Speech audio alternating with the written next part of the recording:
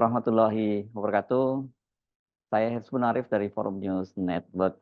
Timnas Amin, Anies Muhaimin itu sudah menginstruksikan kepada seluruh saksi di setiap level pada Pilpres kali ini untuk menolak hasil rekapitulasi Pilpres 2024 karena dinilai bahwa Pilpres kali ini penuh dengan kecurangan. Penegasan itu disampaikan oleh Sudirman Said dalam jumpa pers yang kemarin berlangsung di Jakarta. Selain menginstruksikan untuk para saksinya menolak hasil rekapitulasi suara Pilpres 2024, Sudirman Said juga menyatakan bahwa mereka terus mengumpulkan bukti-bukti dan bukti-bukti tersebut nantinya bisa dapat digunakan oleh baik untuk kepentingan gugatan di Mahkamah Konstitusi maupun hak angket. Kita memberi instruksi kepada seluruh saksi di semua level untuk menyatakan menolak hasilnya. Itu artinya kan memang sikap kita akan menolak, kemudian menyampaikannya pada proses-proses berikutnya. Nanti sikap 01 terkait proses hak angket ini bagaimana? Apakah hanya mendukung atau ada pemberian bantuan dalam proses pemberian saksi atau bagaimana nantinya? Ya kalau timnasnya kan memang tim hukum masih bekerja, saksi masih bekerja, kemudian tim riset sebagian masih mengumpulkan bahan-bahan untuk karena jadi saya kira dokumen yang digunakan untuk menuju kepada MK akan juga bisa digunakan untuk menyelenggarakan hak angket. Pak, kemarin di Menteri Investment Forum Pak Prabowo bilang bahwa demokrasi di negara ini saat ini sangat melelahkan dan butuh ruang untuk perbaikan dari demokrasi kita. Ini gimana tanggapan dari Pak Sudirman Said? Dari tadi kan diskusi berbicara soal demokrasi. Demokrasi sejauh yang kita yakini adalah sistem yang terbaik untuk mewujudkan keadilan apabila dilaksanakan dengan sehat. Apabila pelaku-pelaku yang menjaga etik, menjaga hukum, menjaga aturan. Tapi kalau diselenggarakan oleh pemain-pemain yang hukumnya pengen diterobos, etikanya dibuang, ya menjadi melelahkan seperti sekarang ini. Demokrasi sendiri sih sistem yang netral saja. Ketika dilaksanakan dengan melanggar etik, dengan melanggar hukum, dengan mengedepankan kepentingan keluarga daripada kepentingan publik, ya memang menjadi melelahkan dan mahal. Mahalnya itu karena ongkos untuk menjaga kepentingan sempit itu. Kalau kita tidak punya agenda-agenda sempit, kenapa mesti digelontorkan bansos yang memakan APBN begitu besar? Kenapa mesti menggunakan aparat? Kenapa mesti menekan PPK seperti tadi? Kenapa mesti menekan kontestan? Itu kan karena ada hal yang tidak normal yang ingin dipaksakan. Jadi pernyataan tadi separuh jalan, tidak utuh. Utuhnya itu adalah demokrasi adalah sistem yang terbaik di antara yang ada. Bila dilaksanakan dengan cara-cara melanggar aturan, memang menjadi melelahkan. Pak Sudirman, tadi kan Pak JK juga bilang pertemuan dengan Ibu Megawati menunggu konsolidasi di PDIP. Nah ini kalau di tim sendiri, baik di TPN maupun di Timnas Amin sendiri, konsolidasi seperti apa? Ya, pertama pertemuan dua tokoh itu kan hubungan pribadi ya, jadi kita nggak bisa ikut cawe-cawe lah istilahnya gitu. Yang kedua, tugas kami di tim tadi menyiapkan hal-hal teknis yang bisa kita gunakan sebagai bahan untuk baik menempuh laporan ke Bawaslu sudah dikerjakan, kemudian nanti ke MK insya Allah akan kita kerjakan. Mengenai soal hak angket, kalau 01 ini kan dari 3 parpol ini kan statementnya selalu menunggu PDIP. Nah kalau Pak SS melihatnya sendiri, PDIP ini seperti apa sih? Apakah melempem sebagai inisiator hak angket? Sebetulnya nggak selalu ya. Mungkin ada 1-2 yang mengatakan itu, tapi sebetulnya lihat PKB, lihat PKS, dan Nasdem sendiri kan kemarin mengatakan, Pak Sugeng mengatakan ternyata tidak menunggu, tetap akan berjalan. Jadi sekali lagi hak angket adalah domainnya partai politik. Sepengetahuan kami, tiga-tiganya itu komit ingin menempuh proses itu. Dinamika di lapangan kembali pada kemenangan mereka masing-masing. Ya. Di luar penegasan bahwa mereka menolak hasil dari Pilpres, rekapitulasi Pilpres 2024 itu Sudirman Said juga menyoroti soal kecurangan-kecurangan yang terjadi ini yang menurut dia sebenarnya sungguh disayangkan, padahal harusnya dengan akhir masa jabatannya Pak Jokowi itu Pilpres 2024 ini bisa berlangsung dengan lebih fair, adil, jujur gitu ya.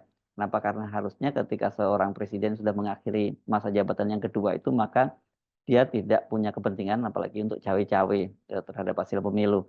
Sementara pada realitasnya sekarang ini yang sangat disayangkan bahwa Pak Jokowi itu masih terus cawe-cawe, bahkan ingin memperpanjang dinastinya. Saya sejak kampanye pun sudah mengatakan kita punya dua track. Track satu elektoral yang terus berjuang pada poskonya masing-masing. Yang ini akan selesai pada waktunya sesuai dengan kalender KPU. Tapi yang track yang lebih panjang adalah bagaimana kita menjaga demokrasi. Yang kelihatannya kalau tidak ada perubahan suasana, hari ini akan terus terancam situasinya, dan karena itu kita berkewajiban untuk terus menjaga sehatnya demokrasi. Di depan ada tentu teman-teman media, terima kasih terus menyertai diskursus publik. Kemudian ada beberapa rekan yang ada Bang Sahrin, ada Mas Bayu, ada Noki dan kawan-kawan. Teman-teman sekalian, menurut saya ada pertanda baik di antara hal-hal yang terus-menerus mendera kita, hal negatif yang mendera kita, tapi kita muncul suasana baik, yaitu mulai munculnya berbagai forum yang memberikan pesan merajut kembali elemen-elemen yang masih ingin menjaga kewarasan, menjaga kepatutan, menjaga etik, menjaga moral dalam menjaga negara kita.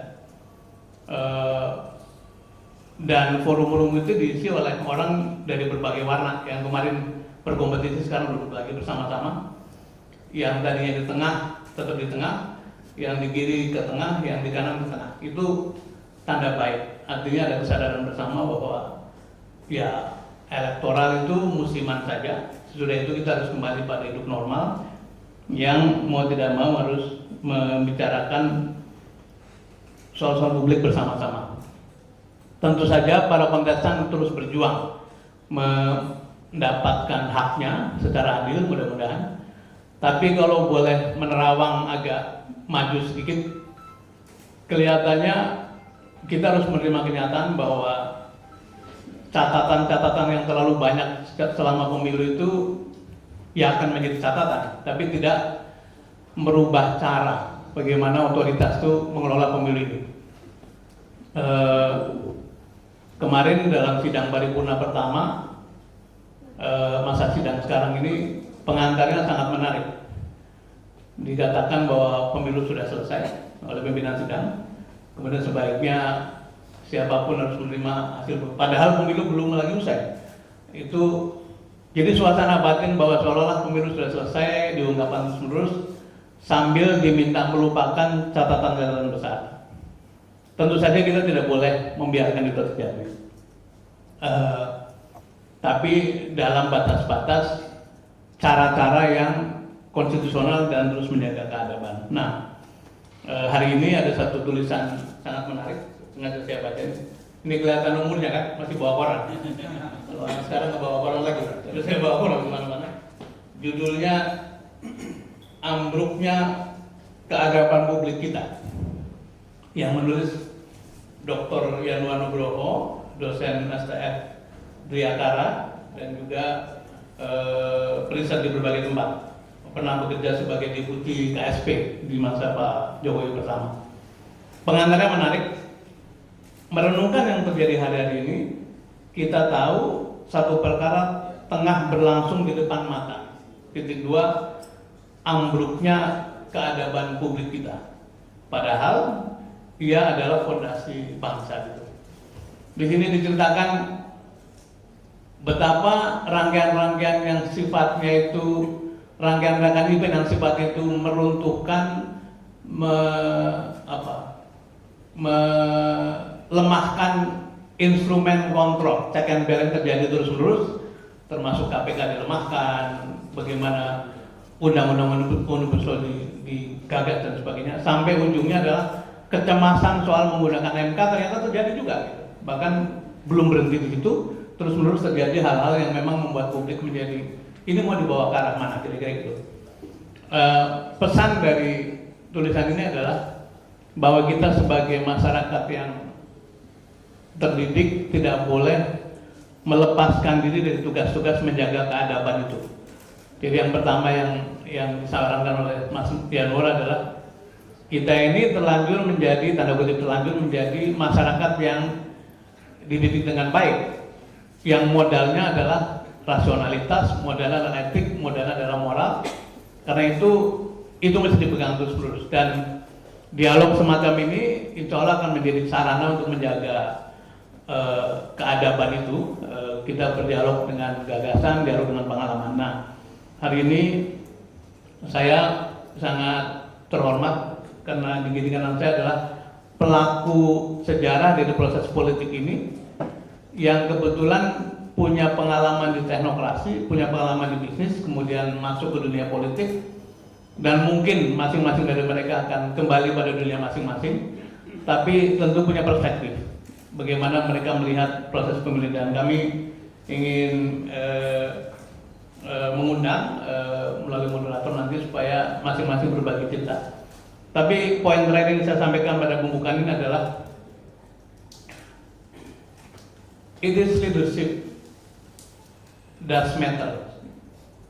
Ujungnya adalah bagaimana pemimpin itu mengurus institusinya, apalagi institusi negara. Jadi kita sebetulnya perjalanan 78 tahun itu sedang mengalami kenaikan terus-menerus dari banyak sisi, tapi dilalahnya pada periode ini ketemu pemimpin yang seperti tidak tahan untuk mengacaukan berbagai tatanan-tatanan, dan kita tidak tahu ke arah mana bangsa ini bergerak. Tetapi kembali karena itu poinnya IP tadi, bahwa kita ingin kembalikan ke dalam track, kepada track, dan tugas kita semua adalah menjaga kepemimpinan moral bersama-sama. Bagi kita semua, bagi kami di IHN, kepemimpinan tidak ada urusan dengan posisi maupun jabatan, tapi kepemimpinan adalah peran, kepemimpinan adalah perilaku, kepemimpinan adalah values.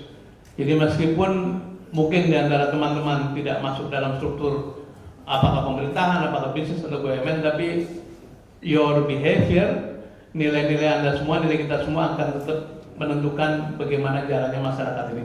Dan insya Allah siang ini sampai sore kita akan mendengar rekan-rekan semua sharing pandangan, pengalaman, dan juga harapan masing-masing tentang jalannya bangsa ini ke depan. Terima kasih. Ya, memang ini betul-betul sungguh banyak sekali orang yang menyesali ya mengapa pemilu kali ini yang diharapkan Indonesia itu dari sisi demokrasi itu bakal lebih maju begitu, maju ke depan gitu, bukan mundur seperti sekarang. Dan semua itu disebabkan oleh satu orang ya yang terus ingin membangun dinastinya, yakni yang bernama Jokowi. Ya, jadi tidak salah kalau kemudian banyak juga yang melihat dan menobatkan Jokowi dan keluarganya ini sebagai perusak demokrasi Indonesia. Saya Hersbun Arif dari Forum News Network. Sampai jumpa lagi. Wassalamualaikum warahmatullahi wabarakatuh.